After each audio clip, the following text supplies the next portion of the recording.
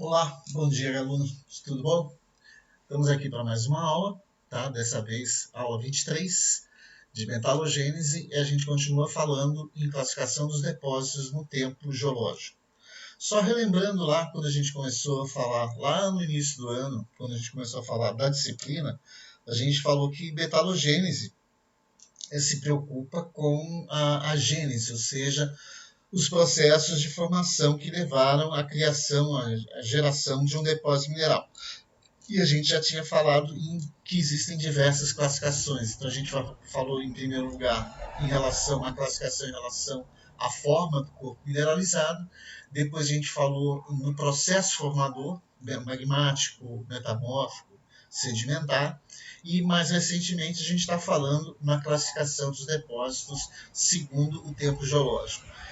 Na escala do tempo geológico a gente já fez uma viagem mostrando que lá, desde o Arqueano, né, nós tivemos, né, a formação da maioria dos depósitos minerais metálicos brasileiros. E mais recentemente, mais no Eon Fanerozoico, nas eras Paleozoica, Mesozoica e Cenozoica, nós tivemos a formação principalmente de depósitos associados ou a recursos energéticos, no caso petróleo, gás e carvão, e depósitos minerais sedimentares resultantes, inclusive essas deposições sedimentares são a partir de intemperismo de rochas antigas, de rochas proterozoicas, de rochas arqueanas que se formaram lá nessa época. Beleza? Dando continuidade, então, às nossas províncias metalogenéticas e os ambientes metalogenéticos, vamos continuar hoje falando sobre aquela classificação que a gente viu na aula passada, que a gente falou sobre esses 10, né, essas 10 classificações, essas 10 províncias, né? Então, hoje a gente continua falando, né? Hoje a gente vai falar da número 2 e da número 3, né?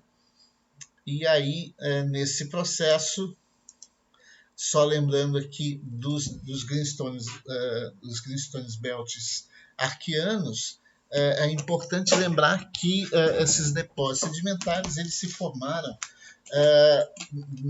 por volta, né, de 3,5, de 3,2, né,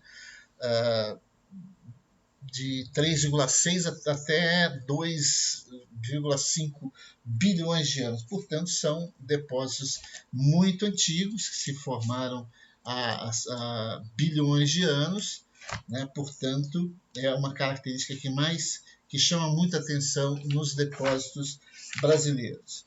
Só lembrar que os greenstone belts, então, são esses cinturões de rochas verdes. Então, quando a gente fala nos greenstone belts, a gente tem que lembrar que os greenstone belts, então, são a tradução, né, desse GB aqui, greenstone belts, são rochas cinturões, né, cinturões de rochas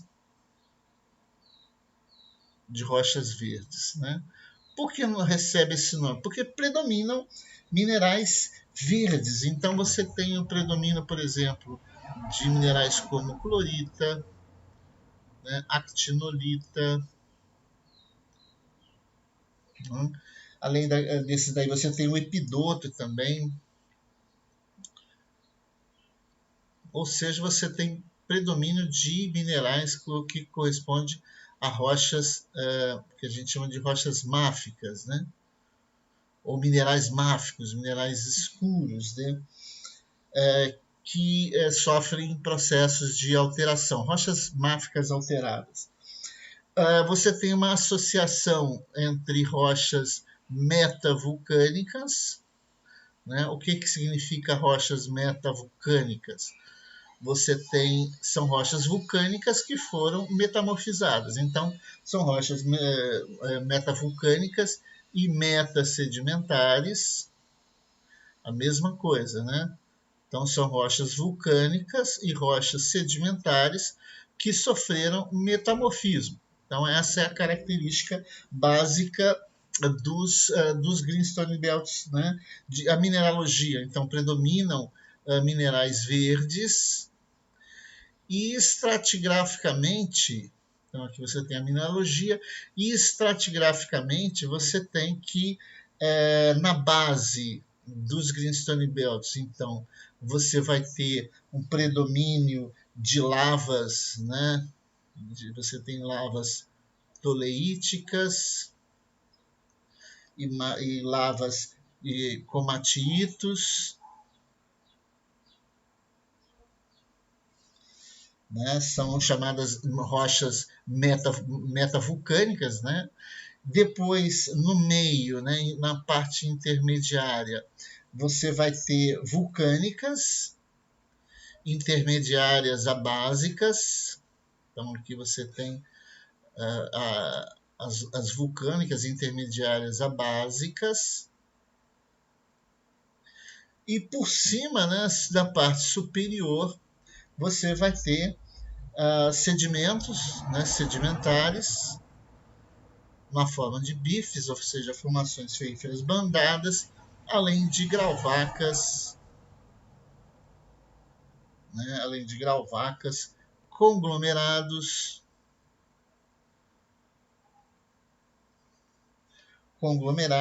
arenitos e metasedimentos. Tá? Então, essa é uma caracterização bem generalizada, bem simplificada do que é um Greenstone Belt. Tá?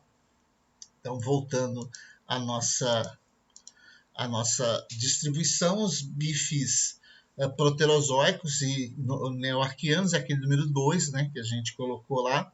Então, proterozoicos, bifes, porque são as formações ferríferas bandadas. Então, você tem aquela característica básica, que são níveis de ricos em hematita, ricos em ferro, e níveis ricos em quartzo e em minerais silicatados. Proterozoico, porque se formaram, né, entre 2,5 bilhões de anos até meio bilhão de anos, e também neoarquianos, ou seja, mais antigos ainda, né, talvez aí de 2,8 a 2,5 bilhões de anos. Então, são bem antigos. No caso, os de Carajás são o que a gente chama de neoarquianos, já os do quadrilátero ferrífero são paleoarquianos, ou paleoproterozoicos. Neoarquianos, então, aqui se formaram cerca de 2,8 a 2,5 bilhões de anos, ou giga-anos, como preferir, e paleoproterozoico de 2,5 bilhões de anos a 1,6 bilhões de anos. São ambientes que se formaram em plataforma continental, são grandes depósitos de ferro. Só lembrando o que é plataforma continental, então você tem, né, é uma região contínua ao litoral, né, que vai se aprofundando lentamente. Você tem aqui o nível do mar, né, e a partir daqui, dessa quebra, né, da inclinação, quando essa inclinação do fundo do mar ela se altera, ela fica mais evidente, aí você tem o chamado talude continental. E aqui você tem a chamada plataforma continental. Então, formaram-se nesses ambientes mega depósitos de ferros, no neoproterozoico, em alguns casos em ambiente glacial, né, formando depósitos de ferro e manganês, no caso do maciço de Urucum, lá no Rio Grande do Sul. Lá no Mato Grosso do Sul, lá no Mato Grosso do Sul. Aqui, então, a gente tem algumas fotos mostrando, né, as formações ferríferas bandadas. Então, você tem os níveis aí, né, ricos em ferro e níveis aqui ricos em quartzo.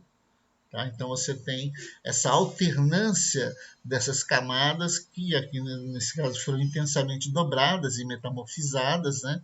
Mas a característica básica é a forma. Então, aqui você tem, inclusive, se eu não me engano, você tem um veio, né? Não posso dizer com certeza se é um veio de ferro, mas pode ser um veio de pirita ou qualquer outro grupo de sulfetos aí.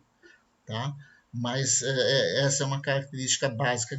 A maioria do ferro, né? A maioria não, quase todo ferro que a gente exporta no Brasil, ele é originário dessas duas grandes áreas, seja do quadrilátero ferrífero, na região de Ouro Preto, Mariana, ali próximo a BH, e da Serra dos Carajás. Então, basicamente, são esses daí. Né? Então, aí você tem, no caso, né, os bifes proterozoicos, aí você tem a crosta continental, a crosta oceânica, então você tem os óxidos de ferro, né?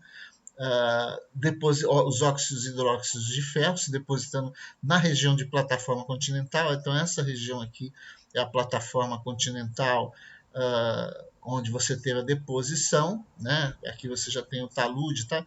A transição do talude para a plataforma continental.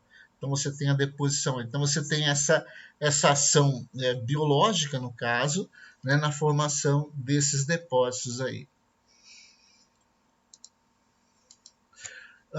Os dois, então, esses bifes, eles têm como característica um teor inicial de 30% de ferro, né, que pode ser enriquecido em ambientes lateríticos, ou seja, ambientes superficiais que sofrem processo de laterização, esse que pode se enriquecer em até 68%.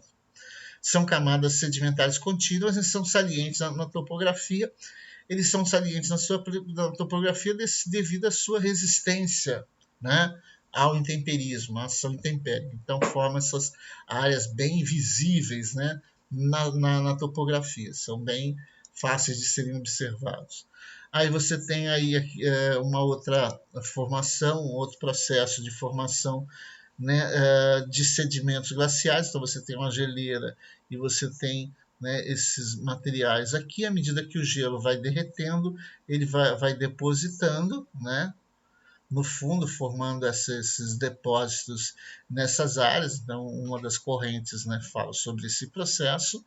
Você tem aqui outros 3 processos de formação dos processos de formação dos bifes, das formações ferríferas bandadas. Então, você tem o ferro saindo através, né, de fumarolas, né, através de atividade vulcânica submarina. Esse material, esse ferro, ele vai sofrer uma oxirredução em função da fotossíntese aeróbica, né, presença, por exemplo, da deposição, né, pela ação dos estromatólitos, né? Então você tem o oxigênio na água e aí ele se deposita, né, nas plataformas continentais na formação de óxido e hidróxido de ferro. Você tem o declínio químico do ferro. Nesse aqui você tem uma fotossíntese anóxica, ou seja, onde você tem o oxigênio combinado com outros elementos.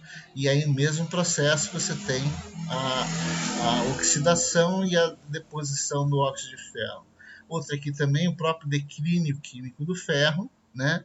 E os silicatos e ferros, né, depositando nessas áreas de plataforma continental. Então, são todos processos aí que buscam explicar a origem, né, do ferro lá da região do quadrilátero ferrífero e da região de Carajás, associando a possíveis ambientes no passado de plataforma continental em processos que levam, né, a oxidação do ferro e a deposição deles em diversos tipos de ambientes. Então, aqui, basicamente, seriam 3 hipóteses para a formação desses depósitos em ambientes de plataforma continental.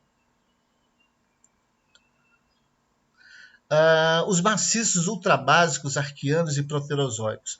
Novamente aqui, né, esses maciços eles se referem a rochas ultrabásicas, né, são aquelas rochas que têm menos de 50% de sílica, ou seja, são rochas ricas em magnésio e ferro, né, de idade arqueana, portanto, de 3,6, né, de 3,6 a 2,5 bilhões de anos, sempre, né, colocando essas datas aí, bilhões de anos, e proterozoicos que vão, né, de 2,8 até né, 540 ou até meio bilhão de anos.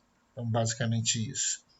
Então, são maciços plutônicos, ou seja, que se formaram dentro da crosta, são de idade meso-anel-proterozoica, responsáveis pelo aporte de níquel em silicatos alterados em regime laterítico do Cretáceo recente.